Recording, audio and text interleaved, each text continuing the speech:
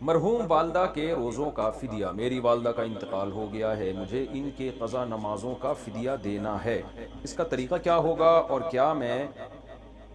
وہ غیر مسلم کو بھی دے سکتا ہوں؟ نیز کیا فلاحی اداروں میں بھی دے سکتا ہوں جبکہ وہاں پتہ نہیں ہوتا کہ مسلمان کو جا رہا ہے یا غیر مسلم کو؟ یہ اویس صاحب نے پوچھا ہے، لکھا ہے اویس پاکستان۔ دیکھیں، اگر والدہ نے فدیے کی وصیت نہیں کی تھی اور وراثت بھی اتنی نہیں چھوڑی تو پھر آپ پر وہ فدیہ لازم نہیں ہے۔ دو شرطیں ہوتی ہیں، پہلی بات تو یہ کہ مرحوم وصیت کرے اور اتنی وراثت چھوڑے کہ ان کی 1/3 میں سے وہ وصیت پوری بھی ہو سکتی ہو، تو پھر فدیہ لازم ہوتا ہے، ادروائز آپ پر فدیہ لازم نہیں ہے۔ اب آپ اپنی خوشی سے دے رہے ہیں تو کچھ کتنی چاہیں رقم صدقہ کر دیں، وہ آپ پر ہے، تو وہ چونکہ نفلی ہوگی تو جس کو بھی چاہیں دے سکتے ہیں، ورنہ فدیے کی جو رقم ہے وہ غیر مسلم کو نہیں دی جا سکتی، اس کے وہی حکام ہے جو زکوٰۃ کے حکام ہے، وہ زکوٰۃ کے مستحق کو ہی دینی پڑے گی۔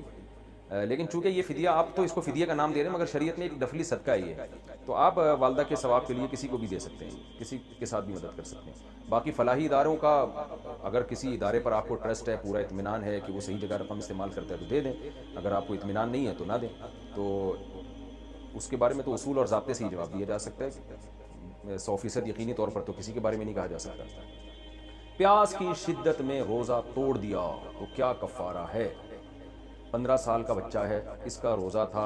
دیکھیں 15 سال کا بچہ نہیں ہوتا، یہ ذہن میں رکھیں، خیر 15 سال کا لڑکا ہے، اس کا روزہ تھا، وہ گزشتہ 2 سال سے روزہ رکھ رہا ہے، آج جب وہ اسکول سے واپس آیا تو گرمی کی شدت تھی،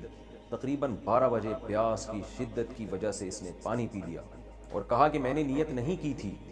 اور اس کو روزہ توڑنے کے گناہ کا بھی علم نہیں تھا کہ اس کو 60 روزے رکھنے ہوں گے، اس کے بارے میں کیا حکم ہے؟ تنویر خان انڈیا سے۔ دیکھیں، رمضان کا روزہ اگر کوئی توڑ دے تو 60 لگاتار اس کو روزے رکھنے پڑتے ہیں، چاہے پیاس کی شدت کی وجہ سے یا بھوک کی شدت کی وجہ سے۔ ہاں، بیمار ہونے کا خطرہ ہو پھر توڑ دیا تو کفارہ نہیں ہے، لیکن شدت تو روزے کا ایک لازمی جزو ہے، کسی کو روزہ کم لگتا ہے، کسی کو زیادہ لگتا ہے، تو اگر کسی نے رمضان کا روزہ رکھا اور توڑ دیا تو 60 روزے رکھنے پڑیں گے اور کنٹینیو، اور پھر ایک قضا بھی الگ سے رکھنی پڑے گی۔ تو آپ کے جو بھی ہے، یہ لڑکا ہے، آپ کا بیٹا ہے یا جو بھی ہے،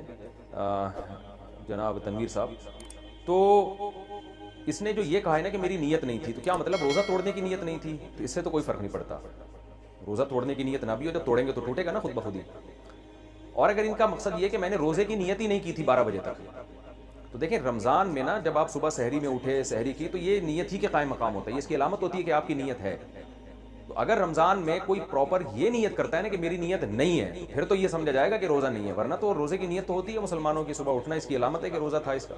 تو اگر واقعی اس نے نیت نہیں کی تھی، یعنی اس کا ارادہ تھا کہ آج میرا روزہ نہیں ہے اور کنفیوز تھا کہ میں آج روزہ رکھوں یا نہیں رکھوں، 12 بجے اس کو خیال ہوا کہ نہیں رکھتا آج میں، تو پھر تو یہ روزہ نہیں ہوگا، اور چونکہ روزہ اس کا ہوا ہی نہیں ہے تو روزہ توڑنا بھی نہیں کہلائے گا، کیونکہ جب روزے کی نیت ہی نہیں تھی تو روزہ کہاں سے ٹوٹے گا۔ لیکن اگر صبح انہوں نے سحری کی اس نیت کے ساتھ کہ جیسے آج سب کا روزہ ہے، میرا بھی روزہ ہے، اور پھر 12 بجے یہ کہہ رہے ہیں میری نیت نہیں تھی، تو پھر اس کا اعتبار نہیں ہوگا۔ ایک دفعہ جب نیت کر کے کنٹینیو روزہ شروع کر دیں تو پھر نیت تبدیل کرنے کا آپ کے پاس حق نہیں ہے۔ تو خلاصہ یہ نکلا کہ اگر ان کی واقعی اس دن روزہ رکھنے کی نیت نہیں تھی اور انہوں نے اس نیت کو ڈیلے کیا، انہوں نے کہا بعد میں سوچوں گا کہ آج رکھنا ہے یا نہیں رکھنا، تو پھر تو روزہ جو انہوں نے توڑا ہے تو یہ توڑنا کہلائے گا ہی نہیں، کیونکہ روزہ بھی انہوں نے نیت ہی نہیں کی تھی، تو شروع ہی نہیں ہوا تو ٹوٹا کہاں سے، تو پھر تو کفارہ نہیں ہے۔ ہاں، رمضان کا روزہ چھوڑنے کا کبیرہ گناہ بہرحال ہوگا کہ روزہ رکھا کیوں نہیں انہوں نے، لیکن اگر یہ پراپر نیت صبح ہوتی ہے جیسے عام طور پر، اسی طرح یہ نارملی نیت ان کی بھی تھی اور روزہ رکھ لیا تھا، پھر بعد میں اگر یہ توڑتے ہیں تو پھر اس لفظ کا اعتبار نہیں کہ میری نیت نہیں تھی۔ تو وہ جب ایک دفعہ روزہ شروع ہو جائے اور آپ نیت کے ساتھ یعنی شروع ہو جائے تو پھر وہ روزہ کمپلیٹ کرنا لازم ہے۔ اور یہ مسئلہ کہ ان کو علم نہیں تھا کہ روزہ توڑنے کا گناہ ہوتا ہے، 60 روزوں کا کفارہ لازم ہوتا ہے، تو دیکھیں مسئلے کا علم نہ ہونا یہ شریعت میں معتبر نہیں ہے۔ ایک آدمی کھڑے کھڑے بیوی کو 3 دفعہ طلاق کہہ دیتا ہے اور کہتا ہے مجھے پتہ ہی نہیں تھا کہ 3 طلاقوں سے طلاق ہو جاتی ہے، تو بھئی آپ کو پتہ ہونا چاہیے نا،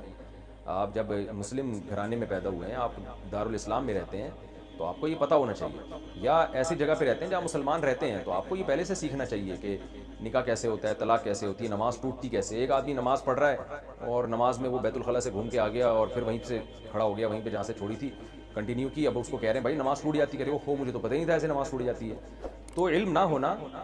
جہالت ہونا، شرعی مسئلے سے علم نہ ہونا، یہ کوئی شرعی عذر نہیں ہے۔ تو اگر آپ کے یہ جو 15 سال کا لڑکا ہے، اس کو معلوم نہیں تھا کہ روزہ توڑنے سے 60 روزے لازم ہوتے ہیں، تو بھی 60 روزے ہی لازم ہوں گے، وہ ان پر لازم تھا کہ یہ پہلے معلوم کروائیں کہ روزہ توڑنے کا شریعت میں کفارہ کیا ہے، گناہ کیا ہے۔